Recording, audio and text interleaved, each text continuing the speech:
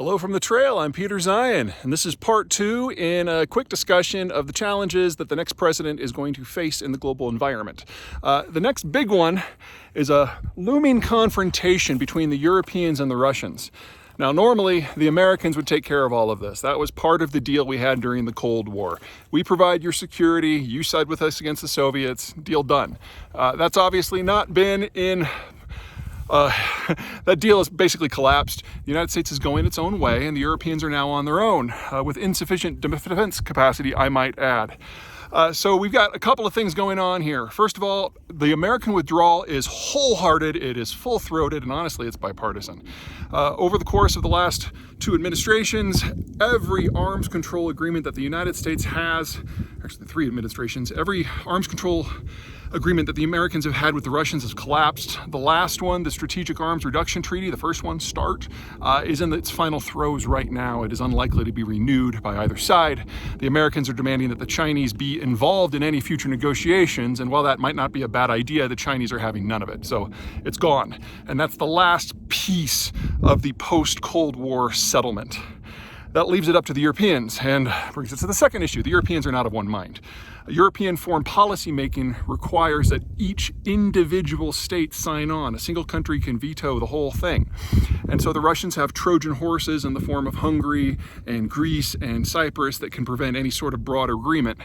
And that leaves it up to the rest of the Europeans to act independently in an era where the Americans are backing away from trade commitments as well. And since the EU, because of demographic decline, is basically an export union, that means Europe will be facing an economic crisis at the same time as a Russia crisis. Everyone's going to respond differently. The Poles are probably going to try to start up a nuclear program.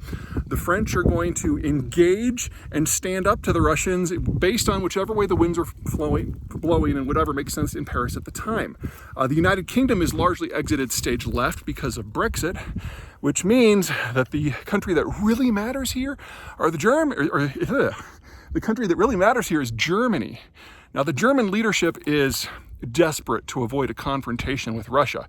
Russia's where they get most of their energy, and if it ever comes down to a security confrontation, the Germans will have no choice but to massively rearm in a way that we have not seen since 1945. No one in Europe wants to revisit that chapter, but we're nearing the point where there isn't going to be a choice, which means that the United States, on the other side of the Atlantic, is looking at all this and like, well, this is kind of interesting. I wonder if we're going to get drawn in like we did get drawn in the last 2 times. That would be the time for an American president to kind of step forward and offer mediation services, if nothing else, or bolster the alliance, what's left of it. But I think that ship has sailed. One of the things you have to remember about President Trump, of course, is that he's hostile to any sort of agreement like this in the first place. And if we do have a President Biden, don't expect it to be much better.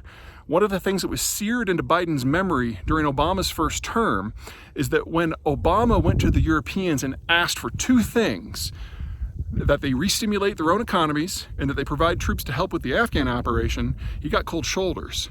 There is no love lost between Joe Biden and the Europeans, specifically between Joe Biden and the Germans. The Europeans are on their own, and that is going to get really colorful. Stay tuned. Step 3 coming soon.